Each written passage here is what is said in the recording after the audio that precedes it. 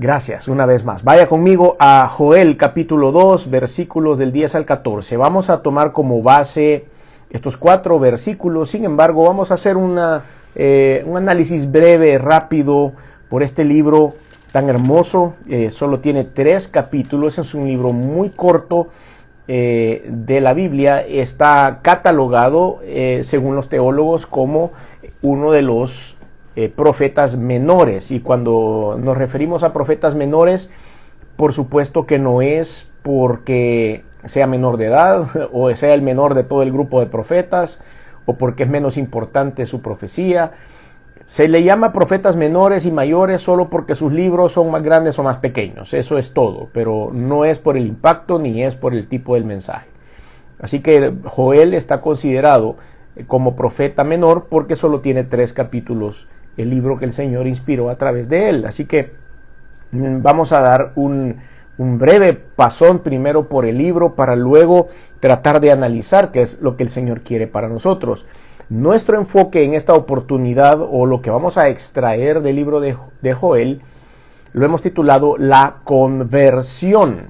La conversión. Y yo sé que algunas personas puedan tener un poco de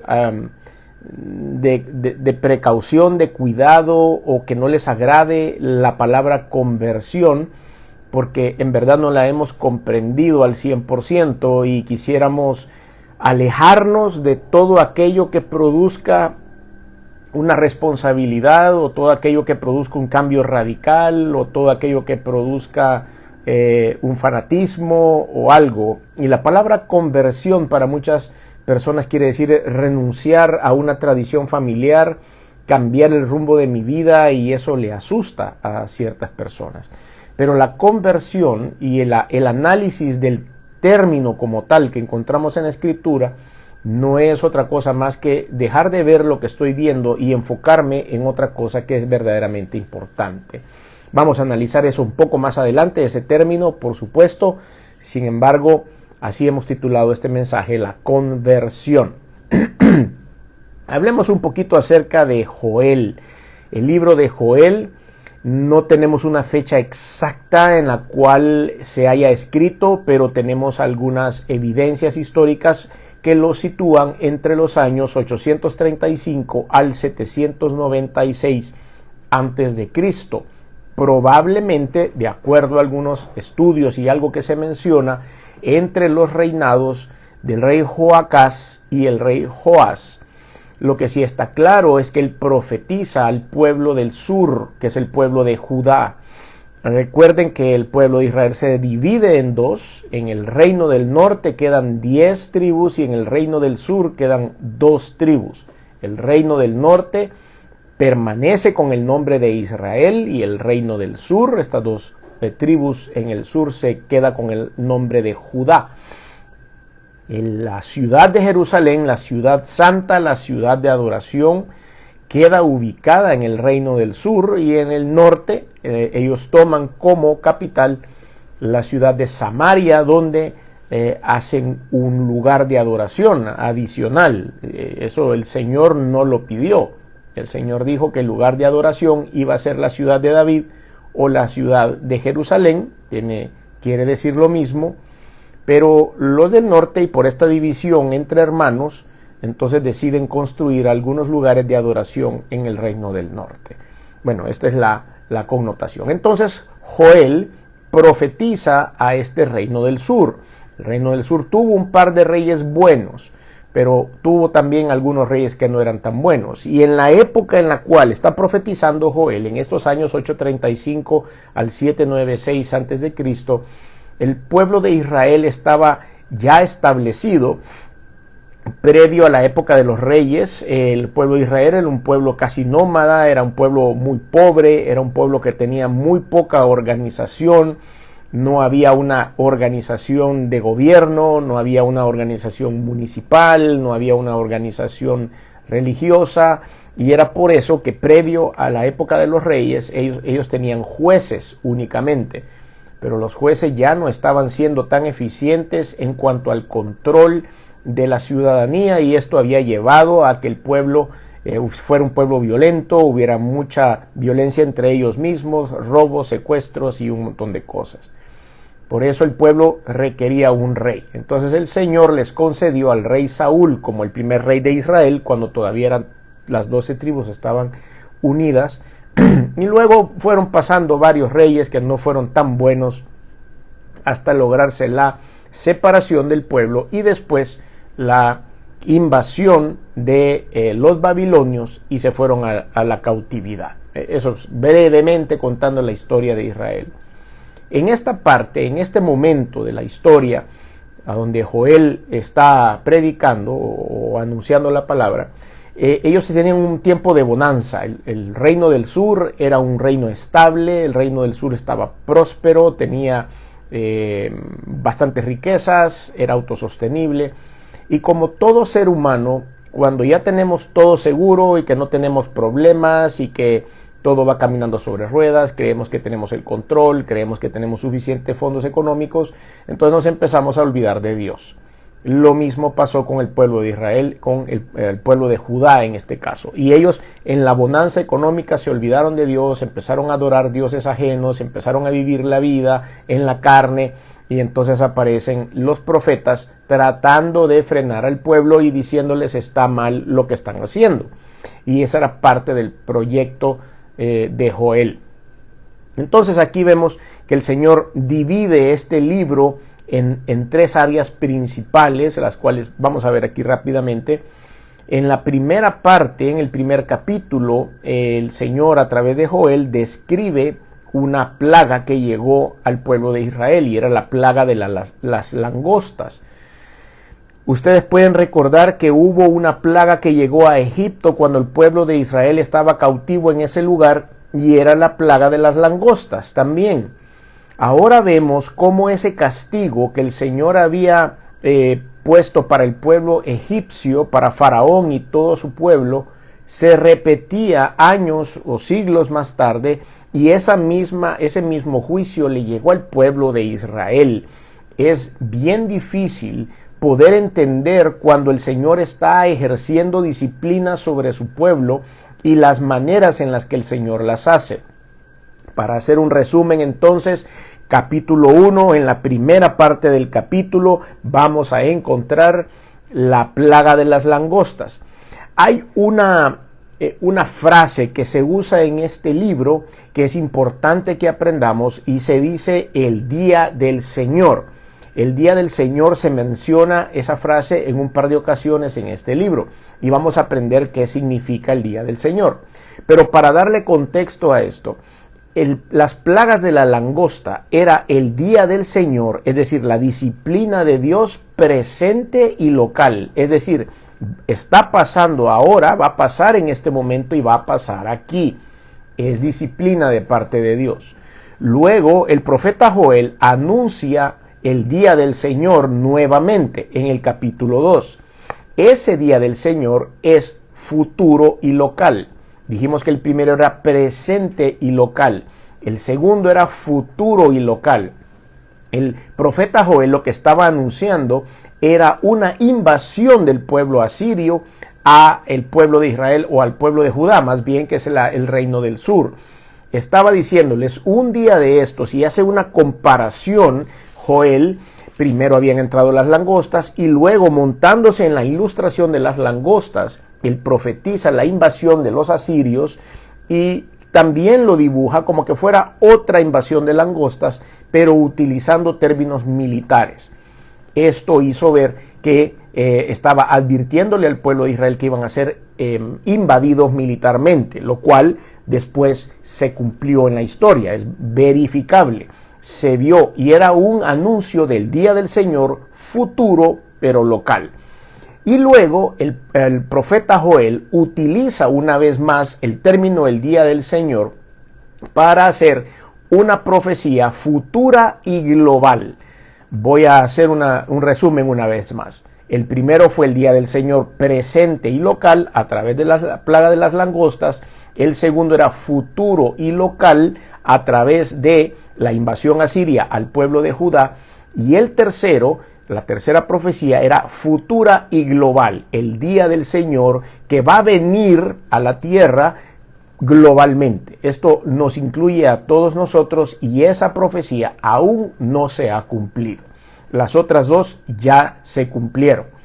La tercera, el futuro y global, vamos a mencionar de qué se trata más adelante, más no la vamos a tocar a fondo en este estudio porque vamos a estar más enfocados en lo que hemos titulado la conversión.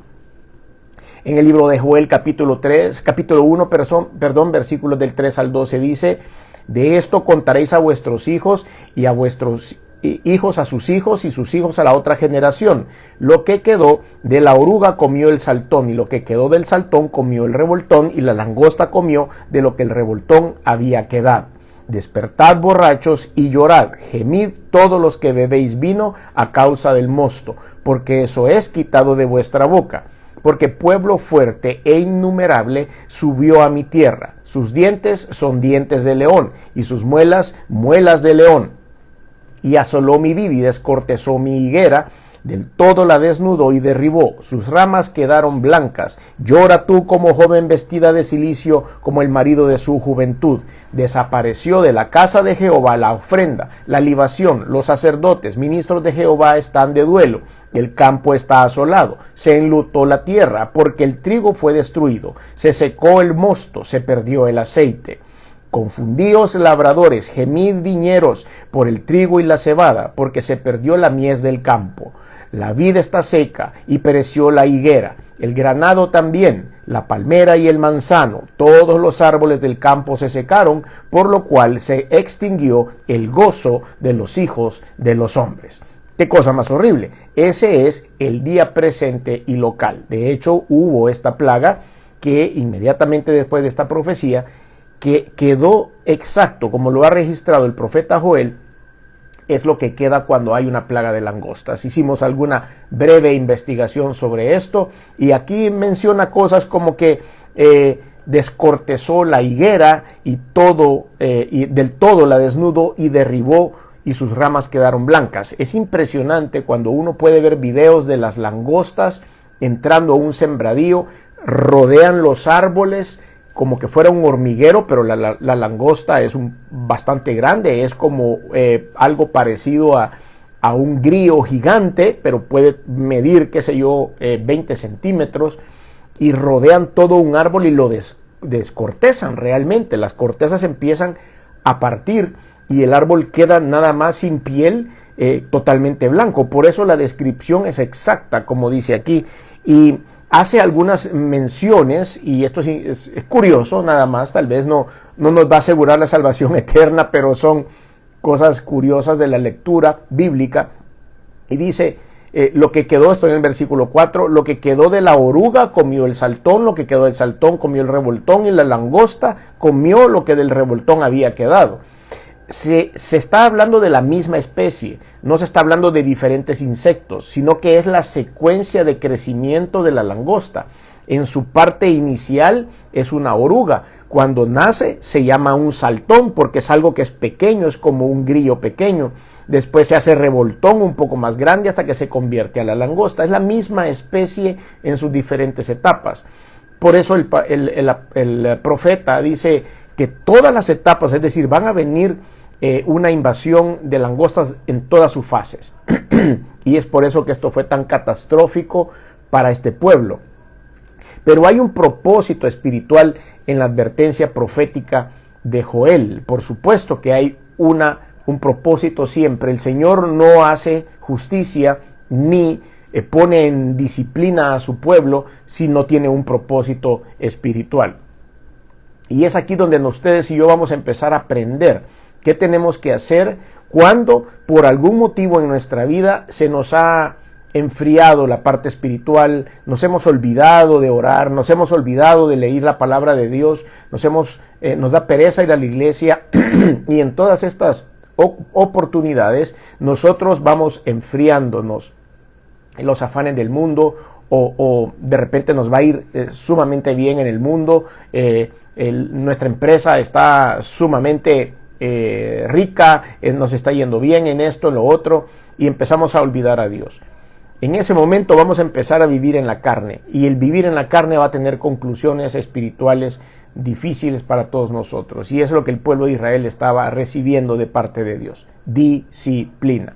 Entonces, el propósito espiritual que encontramos aquí en la advertencia profética de Joel nos ayuda para quitar de la mente la mentira de la impunidad del pecador.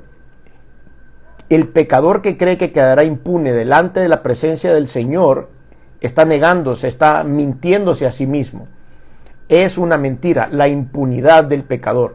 El pecador siempre va a pagar lo que tiene que pagar delante de Dios. Siempre va a pagar lo que tiene que pagar delante de Dios. Dios no se va a quedar con nada.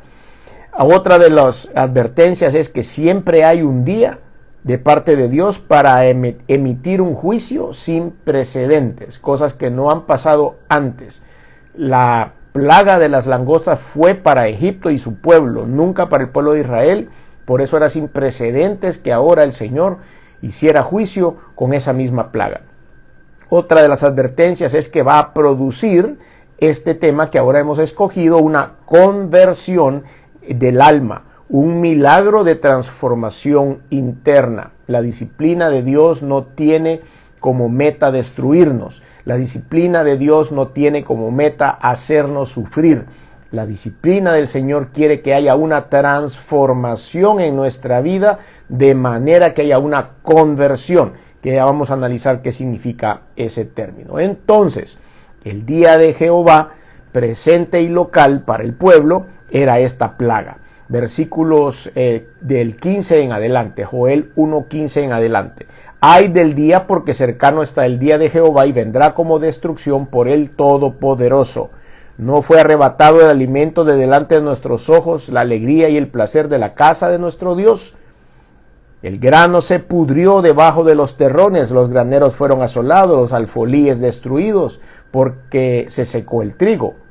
¿Cómo gimieron las bestias? Cuán turbados anduvieron los hatos de los bueyes, porque no tuvieron pastos. También fueron asolados los rebaños de las ovejas. Era en verdad una gran desgracia la que pasó en el primer juicio del día del Señor, presente y local. ¿Qué fue lo que hizo Joel? Con la responsabilidad que tiene como líder espiritual del pueblo de Judá, los puso a orar y los puso a buscar a Dios. Todos estaban sufriendo en ese momento. Cuando entramos en un sufrimiento como este, ahí sí todos oramos. Ahí sí todos buscamos al Señor. Ahí sí somos obedientes. ¿Cuántas veces Joel les predicó, les advirtió, les gritó, proclamó que venía juicio de parte de Dios como disciplina para el pueblo, y nadie le oyó y nadie hizo caso? Pero veamos qué pasa en Joel 1 del 13 al 15. Ceñíos y lamentad, sacerdotes, gemid, ministros del altar, venid, dormid en cilicio, ministros de mi Dios, porque quitada es de la casa de vuestro Dios la ofrenda y la libación, proclamad ayuno, convocad asamblea, congregad a los ancianos y a todos los moradores de la tierra en la casa de Jehová vuestro Dios, y clamad a Jehová. Ay del día, porque cercano está el día de Jehová, y vendrá como destrucción por el Todopoderoso. A ti, oh Jehová, clamaré, porque fuego consumió los pastos del desierto, y llama abrazó todos los árboles del campo. Las bestias del campo bramarán también a ti, porque se secaron los arroyos de las aguas, y fuego consumió las praderas del desierto. Nos damos cuenta que no solo Joel puso a orar al pueblo, sino que él mismo empezó a clamar al pueblo. Por eso en el versículo 19 dice: a ti, oh Jehová, clamaré. Él asumió como propio también el error del pueblo de Israel, la disciplina del pueblo de Israel, y él se suma a este maravilloso esfuerzo de buscar el rostro de Dios. Empieza en su lista de exhortación con los líderes religiosos de la época, líderes que no habían hecho su trabajo, líderes como algunos en esta temporada, los cuales dejaron de orar porque ya son famosos, porque tienen una iglesia grande, porque tienen una iglesia próspera, y que dejaron de buscar el rostro de Dios, que probablemente conocen muy bien la Biblia y ya no necesitan estudiarla ni leerla porque van a predicar sobre un texto bíblico que conocen a la perfección y lo han predicado 100 veces y empiezan a descuidarse y no se dan cuenta de verdad de lo que está pasando en su congregación en cuanto al pecado, y mucho menos también dentro del mismo círculo de líderes de la iglesia. Estamos viendo en la actualidad mucho de este descuido. Entonces lo primero con lo que empieza Joel es con el círculo. Dice: ceñíos y lamentad sacerdotes, ministros del altar, ministros del Dios, de mi Dios, dice él. Entonces ahí empezamos, y luego el resto de la gente. El día de Jehová entonces futuro y local, que es el que viene a continuación, era esta invasión militar de los asirios. 2 veces en este pasaje Joel nos dice que la invasión es el día del Señor, en el versículo 1 y en el versículo 11, lo que significa un periodo muy especial de Dios que él había planeado y que él mismo dirigiría. Joel capítulo 2 versículo 11 dice: y Jehová dará su orden delante de su ejército, porque muy grande es su campamento, fuerte es el que ejecuta su orden, porque grande es el día de Jehová y muy terrible, ¿quién podrá soportarlo? Fue Dios quien trajo las langostas a la tierra, y Dios también iba a permitir que los asirios invadieran las tierras de Judá. Eso también es una profecía que la repitió Isaías en el capítulo 7 y en el capítulo 8. Les permitiría que devastaran a Judá tal como lo habían hecho las langostas, y eso mismo fue lo que sucedió. Joel capítulo 2 versículos del 1 al 7. Tocad trompeta en Sión y dad alarma a mi santo monte, también todos los moradores de la tierra, porque viene el día de Jehová, porque está cercano. Día de tinieblas y de oscuridad, día de nube y de sombra, como sobre los montes se extiende el alba, así vendrá un pueblo grande y fuerte, semejante a él no lo hubo jamás. Ni después de él lo habrá en años de muchas generaciones. Delante de él consumirá fuego, tras de él abrazará llama, y como el huerto del Edén será la tierra delante de él, y detrás de él como desierto asolado. Y después de estos versículos sigue describiendo lo que iba a ser esa invasión. ¿Qué pasó después de esa segunda profecía sobre el pueblo? Una vez más, Joel puso a orar al pueblo y a buscar a Dios. ¿Se da cuenta cuál es la estrategia entonces? ¿Se da cuenta cuál es el camino a seguir? Si nosotros en este punto de nuestra historia espiritual hemos dejado de tener confianza en el Señor, probablemente seguimos teniendo fe en Él, sabemos que Dios existe, que Jesucristo murió por mí, perdonó mis pecados, pero hemos dejado de tener una comunión cercana con el Señor. Es el momento de volver. Es el momento, porque la crisis, la prueba, la sacudida, las langostas o los asirios son parte de la disciplina de Dios para que volvamos nuestro rostro a Él, es decir, que nos convirtamos al Señor. Y eso es lo que está pasando acá. Versículo 12, Joel 2, 12 en adelante. Y vean la exhortación de Joel. Por eso pues ahora dice Jehová, no es Joel, es Jehová, convertíos. Y eso quiere decir volverse o regresar. Convertíos a mí con todo vuestro corazón, con ayuno y lloro y lamento. Rasgad vuestro corazón y no vuestros vestidos, y convertíos a vuestro Dios, porque misericordioso es y clemente, tardo para la ira y grande en misericordia, y que se duele del castigo. A Él no le gusta castigarnos, pero lo hace por disciplina, porque nos ama. Versículo 14. ¿Quién sabe si volverá y se arrepentirá y dejará bendición tras de él? Esto es ofrenda y libación para Jehová vuestro Dios. Tocad trompeta en Sión, proclamad ayuno, convocad asamblea, la misma receta de la anterior. Reunid al pueblo, santificad la reunión, juntad a los ancianos, congregad a los niños y a los que maman. Salga de su cámara el novio y de su tálamo la novia. La palabra tálamo es la suite nupcial. Entre la entrada y el altar lloren los sacerdotes, ministros de Jehová, y digan: perdona, oh Jehová, a tu pueblo, y no entregues al oprobio tu heredad, para que las naciones se enseñoreen de ella. ¿Por qué han de decir entre los pueblos: ¿dónde está su Dios? Esta es una advertencia, y aquí es claro lo que el Señor nos está pidiendo. una conversión. Y ese es el tema central de hoy, el milagro de la conversión. ¿Cuál es el significado de esta palabra? Lo venimos anunciando en el vocablo hebreo, sherub, significa retomar, regresar, venir o retroceder, ser restaurado. Y este tiene algunas implicaciones que podemos utilizarlo, por ejemplo, como moverse hacia el punto de partida. Eso más o menos en el hebreo. En el griego, si encontramos esta palabra en el Nuevo Testamento, epístrofe, significa un giro en derredor, volverse de y hacia, o volverse hacia algo, que quiere decir, volvamos a creer en el Señor. La conversión entonces es un milagro de Dios cuando se pide con desesperación, cuando se pide con convicción. La conversión no es decir me voy a cambiar de iglesia. La conversión no es pasarme de la iglesia católica a la evangélica, de la evangélica a la católica. La conversión no es hacerme miembro en propiedad de una iglesia, decir que soy seguidor de un pastor, decir que soy seguidor de diferentes corrientes de pensamiento filosófico o doctrinas. Eso no es conversión. Conversión es fijar mis ojos en Dios, el creador de los cielos y de la tierra, y en su Hijo Jesucristo, que vino a este mundo, que se hizo hombre, que murió en la cruz, que derramó su sangre, y esa sangre ha servido para perdonar mis pecados y asegurarme la vida eterna. Tengo que poner mis ojos en Él, puesto los ojos en Jesús, autor y consumador de la fe. Eso es una conversión, no significa ningún cambio de religión, no significa ninguna de las otras cosas que ya mencioné.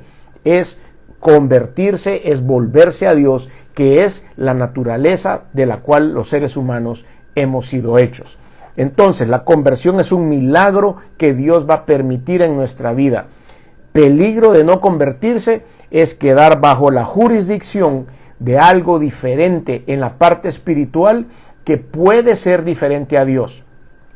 Algo que verdaderamente no es bueno para nosotros. Y en la parte espiritual únicamente hay dos equipos, hay dos partidos, hay dos bandos, el de Dios y el de los demonios. Si no estoy con Dios, estoy con los demonios. Y por eso la conversión es tan importante. Bendiciones que vienen con esta conversión. Bueno, hay una puerta abierta para la restitución de nuestra vida. Cuando yo decido seguir a Dios, cuando yo decido concentrarme en el Señor, entonces va a haber una restitución. Así como vemos que mencionaba el Señor, que el saltón, el revoltón, la langosta, todo esto se iba a comer toda esta parte del pueblo de Judá. Así también el Señor, al final casi de este libro, habla acerca de la restitución del pueblo de Israel. Hay un derramamiento del Espíritu Santo, lo podemos leer en la segunda parte del capítulo 2, y luego en el capítulo 3 hay otras dos partes en las cuales el Señor dice que restituirá todo aquello que el saltón, el revoltón y la langosta se habían comido. Es importante saber esto, porque cuando la disciplina y la prueba vienen del Señor, subraye esto, cuando la disciplina y la prueba vienen del Señor, no hay efectos secundarios.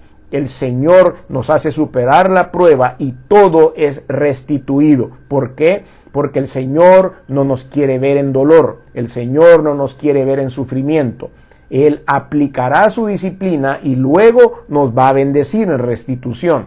Cuando las cosas vienen del mundo o de Satanás y las pruebas vienen del mundo o de Satanás, o algo que yo me busqué por andar en el mundo haciendo cosas que no debía, eso dejará secuelas, eso dejará efectos secundarios, eso va a dejar cicatriz, eso va a dejar daño permanente, eso va a dejar sufrimiento permanente. Pero Dios va a estar listo para acompañarnos aún en medio de esas circunstancias si hay una genuina conversión en nuestra vida.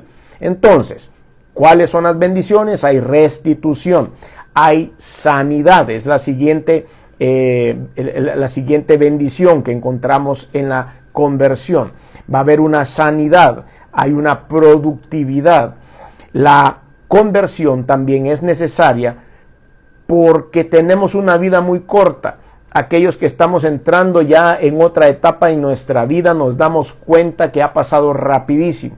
Los últimos 20, los últimos 25, los últimos 30 años han pasado tan rápido y siguen pasando tan rápido que con dificultad nosotros podemos ya disfrutar el día o disfrutar la semana. La conversión es necesaria porque la vida es corta. Necesitamos tomar con seriedad entonces la vida cristiana. 3 bendiciones después de la conversión. Hay una restitución espiritual, una comunión con Dios, hay un instrumento, o vamos a ser convertidos en instrumentos de Dios, y el Señor nos dará fortaleza. Todo esto lo necesitamos. La restauración en la comunicación con Dios, seremos convertidos en instrumentos del Señor y el Señor nos dará fortaleza. Ahora, sigamos adelante con el análisis. Trae sanidad al alma también, es otra de las bendiciones de la conversión. Trae sanidad al alma, descanso y satisfacción. Puede ser que usted esté atribulado, abatido, que esté en este momento deprimido, que esté en alguna situación de tristeza, pero en el nombre de Jesús, conviértase a Cristo. Y acuérdense lo que quiere decir eso, convertirse a Cristo. No estoy hablando de religión. Conviértase al Señor y el Señor le dará descanso y satisfacción. Otro de las bendiciones de la conversión es el sacrificio de Cristo y la resurrección, que fue el precursor para que usted y yo también pudiésemos tener y optar a la resurrección en el día postrero. Cuando todo esto termine, estaremos en la presencia del Señor. Entonces hay unos efectos de la conversión. La primera de ellas es la anulación del juicio. Cuando yo me entrego al Señor, hay una anulación del juicio. Ya no hay condenación, dice la palabra del Señor. Hay una apropiación de los beneficios de la expiación de Cristo. A eso le llamamos la justificación. Cristo fue expiado, el Cordero de Dios se entregó a sí mismo para expiar los pecados del mundo. Y ahí me voy yo con ese beneficio. Hay una fortaleza espiritual, como lo dice el profeta Joel en el capítulo 2, versículo 19. Hay una libertad espiritual, como lo menciona Joel 2:20. Hay un gozo por una vida fuera de lo común, lo menciona Joel 2:21. Hay una vida fructífera donde hubo esterilidad, Joel 2:22. Hay una vida madura por la unción del Espíritu Santo, Joel 2:23. Hay cosecha de almas, Joel 2:24. Restitución de un tiempo récord por el desperdicio de nuestra vida en el pasado. Hay una restitución en tiempo récord. El Señor nos va a dar la oportunidad de ser restituidos y de tener una vida dedicada al Señor, y nos va a dar la oportunidad de poder restaurar muchas de las cosas que hicimos. Hay una plenitud en la vida cristiana. Es emocionante, es espectacular, hay ministerios, hay honra sobre la vida de la iglesia, hay muchas cosas que experimentar que estoy seguro que muchos no han experimentado. Aquello de poder servir a Dios es emocionante, es ver cómo las personas son sanadas, es ver cómo las personas deciden entregar su vida a Cristo, es ver cómo las personas salen de sus crisis emocionales por la ayuda y el poder del Señor para su honra y para su gloria. Esas cosas solo las puede ver el convertido, aquel que ha dado ese paso de conversión. Y es por eso que debemos de dejar de vivir un estado de pecado, debemos convertirnos a Dios y volver a empezar una vez más y tener que aceptar este llamado que ahora estamos haciendo. El tercer día de Jehová, que les comenté al principio, no vamos a poder cubrir en esta oportunidad. El tercer día, que es el futuro y global, es aquel día que está destinado para sucederle al mundo en general. Es un día de tribulación. El día de Jehová en el Nuevo Testamento, ustedes lo pueden encontrar en Mateo capítulo 24. Dijimos, no vamos a tocar este tema hoy porque ya no nos alcanza el tiempo, pero el juicio que va a venir sobre la humanidad, que estamos ya en ese principio de dolores, va a venir y va a ser sobre el mundo, no solamente sobre el pueblo de Israel. Y vendrá la gran tribulación y hay mucha tela que cortar. Por supuesto, antes de esto será el arrebatamiento de la iglesia. Por eso es importante convertirse al Señor hoy. ¿Por qué? Porque vendrá el arrebatamiento de la iglesia previo a la gran tribulación y todos tenemos que estar preparados. El día de Jehová vendrá también para nosotros, no solo para los dos que hemos estudiado hoy, para el pueblo de Israel. Le pido que se convierta a Cristo, le pido que se convierta al Señor, que vuelva su mirada y la ponga en el Dios Salvador del mundo. Le pido que haya una transformación interna, no un cambio de religión. Le pido que tome la decisión de poder empezar a dar los primeros pasos, como Joel convocó a la asamblea, como Joel convocó al ayuno, como Joel convocó al arrepentimiento. De esa misma forma ahora estamos nosotros convocando al arrepentimiento, a la conversión, al ayuno, al regresar a los caminos del Señor. Y usted podrá preguntarse, ¿y eso cómo se hace? Yo no sé cómo se hace, podrá decir usted en este momento, pero el Señor ha dejado muchos caminos en la palabra de Dios. Dice la palabra, cree en el Señor Jesucristo y serás salvo tú y toda tu casa. Dice la palabra de Dios, Jesucristo es el camino, la verdad y la vida. Nadie viene al Padre sino a través de Él. El Señor Jesucristo es la única solución. Y dice la palabra de Dios en Romanos capítulo 10, versículo 9, que si confesares con tu boca que Jesús es el Señor y creyeres en su corazón que Dios le levantó de los muertos, serás salvo. Está por todas partes en la Escritura. Lo único que tiene que hacer es un acto de fe. Es primero dar un acto de aceptación de la necesidad que todos tenemos de Jesucristo en nuestra vida. Y luego podemos acompañarle en una oración. Todo ese paquete de bendiciones solo Cristo lo puede dar, nosotros no. Pero sí podemos acompañarle en una sencilla oración. Si usted está preparado para hacerlo y quiere dar ese paso de fe, le invitamos a que diga con nosotros esta oración. Señor Jesús, reconozco que soy pecador. Reconozco que he hecho cosas que no han sido de tu agrado. Perdóname, me arrepiento. Reconozco que viniste al mundo hecho hombre, que te colgaron en una cruz y la sangre que derramaste ha servido para limpiar mis pecados. Reconozco que resucitaste al tercer día y que estás sentado a la diestra de Dios. Por lo tanto, hoy abro mi corazón y te recibo en él como mi único y suficiente Señor y Salvador. Decido convertirme a Cristo el Todopoderoso, no a una religión, no a una iglesia, no a una institución, sino a ti, Señor, Dios y Salvador. Abro mi corazón a ti este día y te doy gracias por esta oportunidad en el nombre de Jesús. Amén.